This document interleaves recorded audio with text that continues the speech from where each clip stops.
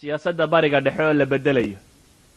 siyaasadda bariga dhexe ee la rabo waa maxay?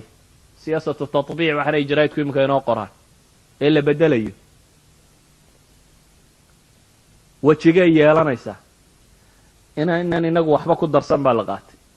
aan kelmad idhaahda iyagu ay yidhaahdeen Alan Austin waa la taliyihii siyaasiga ahaa ee Ronald Reagan ayaa wuxuu ku yimi Kuwait ayuu ziyaara ku yimi. dabeetana muxaadara buu ka hadlay. muxaadaradii markuu jeediyey baa su-aal la weydiiyey. waa Kuwait buu dhex jooga. dabeetana lecture buu jeediyey. lecturekiisa kadib baa su-aal la weydiiyey xawla almustaqbal asiyaasi liduwali alkhaliij baa la yidhi ka war. mustaqbalka siyaasiga ee duwalka khaliijku siduu u ekaanaya. weedhiisii intuu hadlay buu wuxuu yidhi israa'iil buu yidhi waxay noqon doontaa cudwi ama xubin ka mid ah majlisu tacaawun alkhaliij alcarabi buu yidhi. hadda ma aha majlis alcarabiga iyo waxaa waa israa'iil. waa nin maraykan. ma aha nin maraykan oo caadiya. waa mustashaar kii arrimaha siyaasiga ee madaxweynihii dhammaayee horee tegey. xagguu ka hadlaya? ma aha maraykan iyo meelahaasi. fii daakhili kuwait buu muxaadara ka jeedinaya.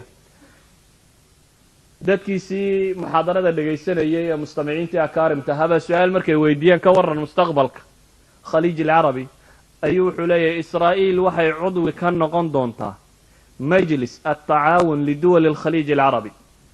dabeetana buu yidhi majlisu tacaawun duwal alkhaliiji wuxuu israa'iil korkeeda saari doonaa ximaayatu araadiha min altahdiidaat alcaskariya liduwali almujaawara buu yidhi. israa'iil buu yidhi inay u ilaaliso dhulka duwalulkhaliijka ciidan ahaan oo ay ka ilaaliso kuwan jaarkeeda kusoo warwareegaya. waxaa idinkaga filan nidaam caalamiljadiid wuxuu raadinayo. naa'ib ra'iis alamriiki markii mu'tamarkii madriid la furayay ayuu hadlay. wuxuu la hadlayaa carabtii meesha isugu timi. kelimatuliftitaax buu leeyahy carabta waxaa la rabaa inay la heshiiyaan israa'iil. kelimatuliftitaax uu ra'iiska ama madaxweyne ku-xigeenkii maraykanku ku furay ma taqaana. bimil'i fami buu intuu hadlay buu wuxuu yidhi nimankiinan carbeed dhammaantiin mahzuumiin baa tihin buu yidhi. yani waa ina isdhiibi. dhammaantiin waa jabteen buu leeyay. waa kelmaddii mufaawadaadku ku bilaabmayey ee uu jeedinayo maxay naa'ib ra'iis alamriiki.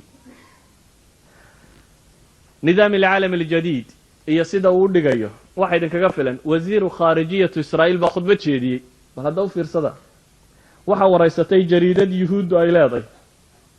ayadcod jariidadooda la ydhaha. markaasu wuxuu ka yaabay wasiiru khaarijiyi wuxuu ka yaaban yihi shooqan iyo maxabadan carabtii qaaday iyo sida loogu soo kala dheeraynayo buu ka argagaxay. dabeetana intuu hadlay buu beriis baa wuxuu leeyahay akhaafu ida ma istamara alxaalu cala hadihi alwatiira asariica an yuطaalibuuna biاlindimaam ila aljaamica alcarabiya buu yidhi. min makhaawifihi bay ka mid tahay. nimankan carbeed buu yidhi xubbiga kan qaaday sidan degdegta ah hadduu u socdo buu yidhi waxaan ka baqayaa buu yidhi inay iminka naga dalbadaan inaanu jaamica alcarabiya ku biirro. israa'iil baa ka cabsanaysaa in la yidhaahdo hawiyadiinii yuhuudinimada ah tuur oo dee iska soo gala aljaamica alcarabiya. baqaha markuu wasiirulkhaarajiyuhu qabo ayaa jaamica alcarabiya kii haystayna hadlayaa cismed cabdilmajiida wuxuu leeyahy inta xafladdii kontonaad la dhigi waayey ee ay lahayd jaamica alcarabiya ayuu kii haystay markaa dawaqsanya wuxuu leeyahy waxaan aad hal yacqal miyay wax maanka gasho tahay buu leeyahy inay meeshan jirta buu yidhi musaalaxa ama heshiis carabiya israa'iil dhex mara oo jaamica alcarabiya ay qaban kari weyda buu yidhi musaalaxa carabiya. isna taasuu ka yaaban yahy. ninkan odaygiina wuxuu ka yaaban yahay in yuhuudda lagu daro in carabta lagu daro. waxaan leenahay laakiin nidaam alcaalam aljadiid waa maxay malaamixda ka muuqata ama simaadka ama calaamadaha lagu garanaya waa maxay? waa nidaam imberyaaliya baynu leenahay ama waa qaab isticmaaroo cusub oo soo socda oo ka gadisan qaab isticmaarkii hore dunida aadka u soo maray.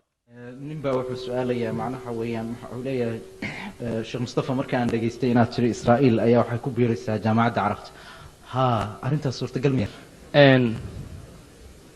waxaynu odhan karnaa israa'il ma ku biiraysaa caalamka carbeed dee kollay malaa waxyaabuhu ka baqayay beris in loola yimaado waa isaga cabsiyihiisay ka mid ahayd in la yidhaahdo jaamicati duwal alcarabi ma ku biiraysa waana wuxuu mustashaarkii uu tilmaamayay in duwalulkhaliijkaba lagu daro masaaxo ka sii yar ah tii carabta meeshana waxaa laga yaabaa siday watiiradu hadda uu socoto in loogu talagalayba inuu dhinto magaca kan la yidhahdo aljaamica alcarabiya waayo markii horeba iyagaa sameeyey jaamica alcarabiya iyaa sameeyey lawrence jaamica alcarabiya ma intay carabi isu tagtay idan la tahay bay jaamica alcarabiya sameeyeen khabiir baa looga soo diray ingiriiska oo qamiis cad u qaatay oo muddo carabta joogay oo waxa kan wadayo akhiiran min waxyihi baa lagu sameeyey jaamica alcarabiya iyagaa samaystay waanay ku adeeganayeen inay dantooda ku gaadhaan oo waxay ahayd markii khilaaf alcismaaniya wixii laga takhallusay lasii fogeynayo mujtamaca muslimiinta la kala fogeynayo qowmiyaadka la cusboonsiinayo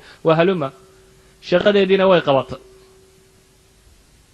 iminka waxaa la rabaa sharqul awsad iljadiid in la sameeyo marka dee israa'iil taasi waabay dhimanaysaa maxay kaga sii biiri doontaa ta cusub bay hogaaminaysaa laga yaaba in amiirulqowm laga dhigo dabeetana ay halkaa ka wado de laakiin maaha wax u baahan runtii wax badan wallahu aclam